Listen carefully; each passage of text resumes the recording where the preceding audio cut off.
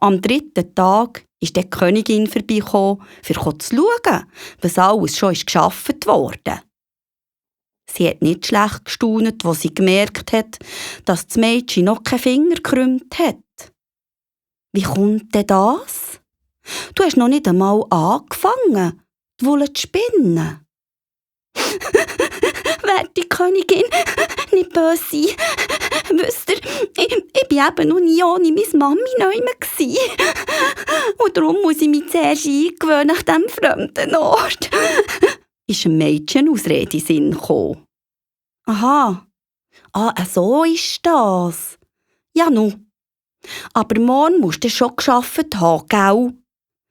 Ist das der Königin ein bisschen gespässig vorgekommen, das Nichtstun vom Mädchen? Dann ist sie zum Zimmer raus, zurück in den Schlosssaal. Verzweifelt ist das faule Mädchen ans Fenster gestanden und hat rausgeschaut. Angestrengt hat es nachgedacht, was es machen kann. Und wie sie so rausschaut und überlegt, sieht es unter einmal 3 komische Frauen auf sich zukommen. Die eine hatte einen grossen Plattfuss, die andere eine Unterlippe, die ihr bis über das Kinn heruntergehangen ist. Und die dritte einen mordsmässig grossen Daumen. Vor dem Fenster sind die 3 komischen Frauen bleiben stehen. «Was ist denn mit dir los? Warum bist du so traurig?»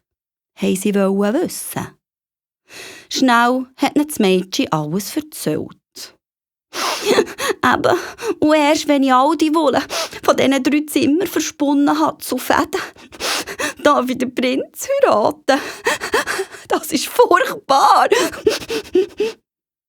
Und das ist dein ganze Problem, haben die Frauen gegrinset. Dürfen wir uns vorstellen, wir sind 3 ganz erfahrene Spinnerinnen. Für uns wäre das ein Klacks. Zack! Und alles wäre erledigt. Wow! Und ihr würdet das für mich machen? Sofort haben die 3 komischen Frauen mit dem Kopf genickt, für Ja zu sagen. Aber nur unter einer Bedingung machen wir's. Du musst uns zum Dankeschön an deine Hochzeit einladen, uns an deinem Tisch hocken und allen sagen, wir sind deine Cousine. Sonst helfen wir nicht. Jawohl. Echt? Und das ist alles?